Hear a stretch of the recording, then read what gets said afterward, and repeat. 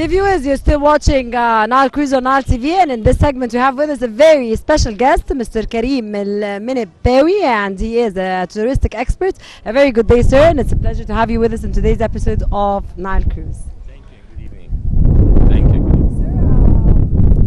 Sir, Egypt was ranked as the most seen country in 2022. How do you read this from your own perspective as a touristic expert? Well, I would say first, what else? I mean, who else would take it? I mean, Egypt, has everything to be on top not only on the list, but on top of the list of the top of the most important destination that need to be visited. But this year specifically, with all the events that are taking place in Egypt, with hopefully the opening of the Pyramids Plateau. Under its new management, with COP27 was taking place in a couple of months, which is a huge, mega important event, technically, scientifically, but also attracting a number of head of states and eminent personnel all around the world. Put aside that Egypt has been put finally on the incentive and conference maps. We're seeing finally some new incentive and conference coming to Egypt this year. So definitely it is on the top, and hopefully, and our work and the whole industry work should be to keep Egypt not only on the list but on top of the list.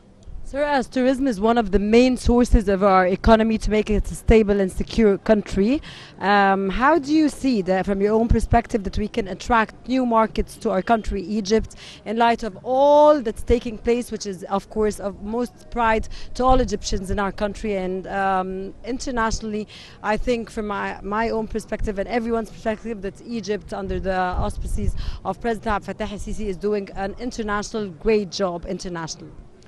Let me first tell you something. We have never seen support from the governments, from the previous governments, and for many decades to the tourism industry more that we have seen now. We see it, we feel it. We have been always asking whatever official meeting, what do you want us to do for you? Which is very motivating and very helpful, of course. But coming back to the beginning of your question, what are the new markets? I will tweak a little bit the question, because this have been asked in many different interviews and many different meetings before, as the new market to be open. I would say there are very, very few actually new market that could be approached. We're nearly covering the whole world, at least the potential of the whole world. I would just tweak the question by saying that we want to approach all the market that we are currently approaching, was mainly all of them, but we need to approach, rather than going into smaller market, let's continue our approach into the market that we are approaching now, but addressing the high yield market. Egypt has been, unfortunately, due to what have happened over the last I would say 12 years now, very little has been done for the high end. It's now the time, to fill up the hotels. We see now the fill up coming in. We have, thanks God, we have many period over the coming season. It's blocked. It's difficult to find space. So now our job has to be how to improve the yields and to get into a high-end segment within the market we're serving. And this will, it's not a matter of numbers now, it's a matter of how can we increase the income and the revenue that we are getting from the same number. Because again, increasing the number is simply also depreciating your tools. So we need, I'm not against increasing the number, but let's first, rather than just increasing the number, increasing the revenue, which will actually improve also the individual revenue of every single suppliers, and hence increasing their profit, upgrading their own hotels, restaurants, cruises, buses, and so on. Mr. Kareem, in light of course, the COP27 that Egypt is witnessing, and we are all here as Egyptians, and of course high-ranking officials, and of course under the directives of President Abdel Fattah al-Sisi, every single person in this country is working towards making the best out of this very important convention that's going to be taking place from the 6th of November till through the 18th of November.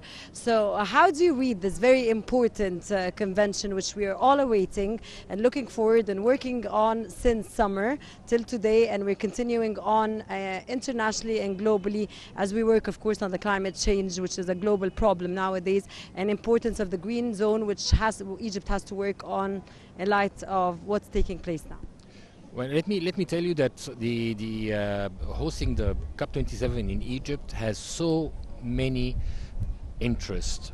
Of course, hosting and being the subject of the whole world, and the green lobe and sustainability and climate change and so on. Of course, Egypt hosting this, it only shows that we are committed to what the whole world is going through, and we're committed to help the whole world reaching a better environment. That's one issue. It's an important issue, but I would say this is one issue. For this type of mega conference to arrive into Egypt, it just gives the confirmation how Egypt is safe, and Sharm el-Sheikh as part of Egypt is the whole of Sinai, which has been a big question mark over the past few years, is just a confirmation that we can not only receive fewer tourists, but we can receive such a mega event. That's number two.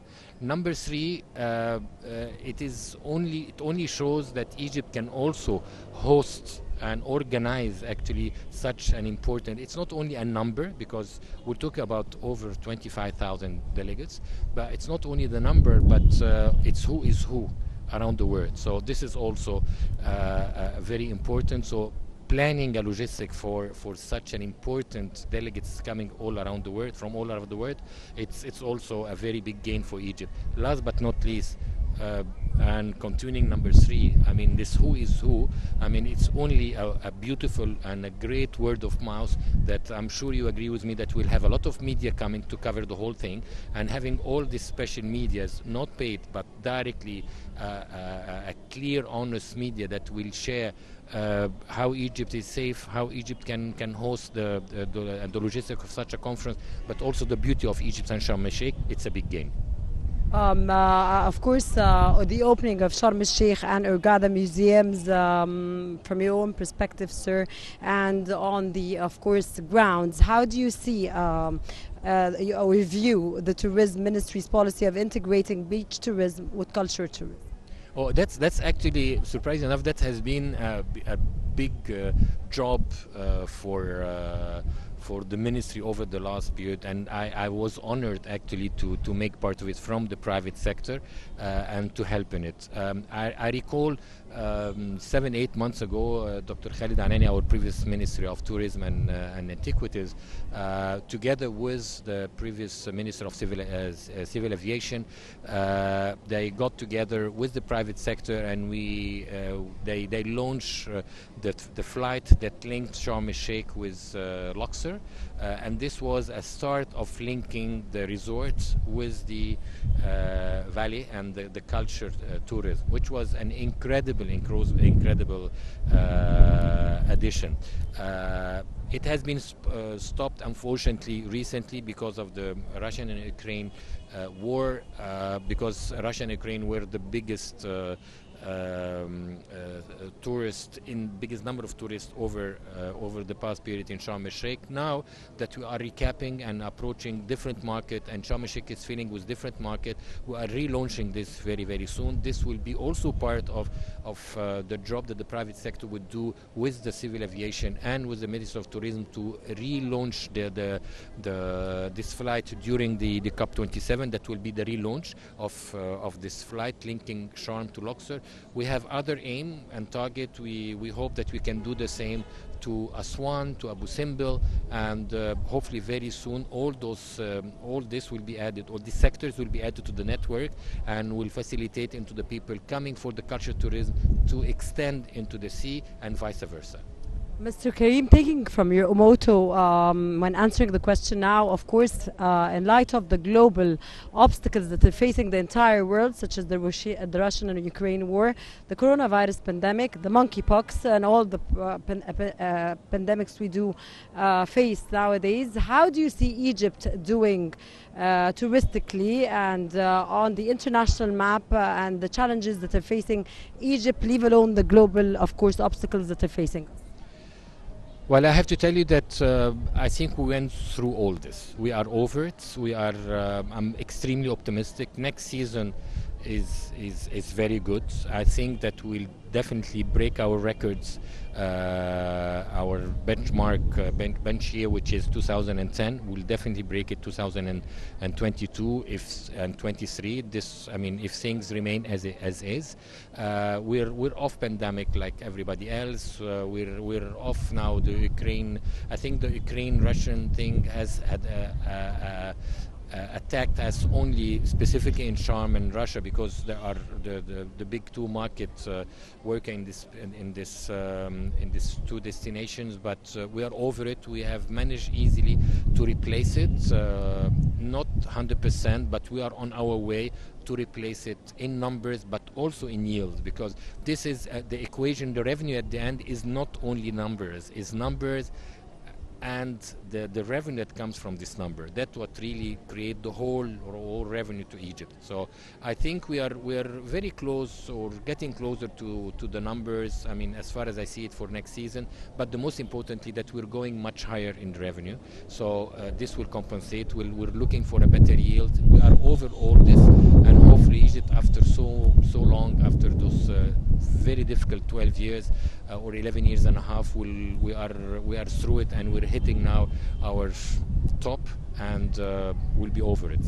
As a touristic expert, sir, of course, we have to touch a very important topic. The Ministry of Tourism and Antiquity stressed the importance of working to raise tourism and archaeological awareness in the coming period, especially for children and students across all schools in the Republic. How, from your point of view, do you encourage youth and children to know more about their heritage and culture? Yeah, well, this is a must. I mean, I said it, and listen, we didn't have this before, and we were very slow in actually pushing this into our school, into our student. I'm very surprised. I feel bad to tell you that our culture is much more better presented in Europe, in America, though, specifically in Europe, in Australia. I mean, everybody know. I mean, its part is at least twice over the curriculum throughout Europe, that a student will get a lot of information and will have classes dedicated to our culture. We don't do this yet here. I'm very pleased that last year a decision has been made that this will be part of our curriculum this year, as the must curriculum, the obligatory curriculum. I know that the Ministry of Tourism is also pushing for that, and I do. Then the new ministers, over the meeting we've just had with him, the minute he was just a few days after he was appointed, that the push of the Egyptian culture and history will be again put in our curriculum. Hopefully, I mean, in this coming year, will be even enhanced afterwards. And he has reconfirmed that we are continuing our link between the leisure tourism and the beach resort and the culture.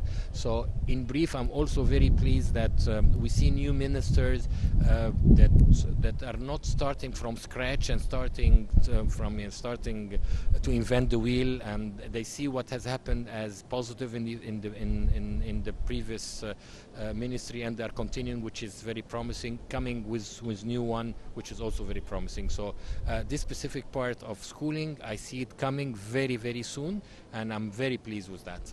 What about boosting medical tourism and the importance of medical tourism from your own perspective, Dr. Kareem? Simply Mr. Well, medical tourism again has been a big talk. In order to promote medical tourism, we need to do to enhance a lot of infrastructure we have.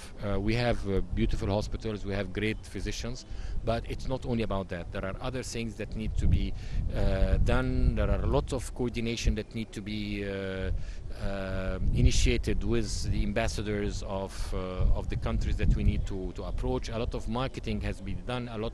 We need to facilitate procedures for those people who need to come and enjoy or I mean need to come and have their medical assignment here. So it's there, it's possible, but we can't say it's coming tomorrow, because I see a lot of other procedures that need.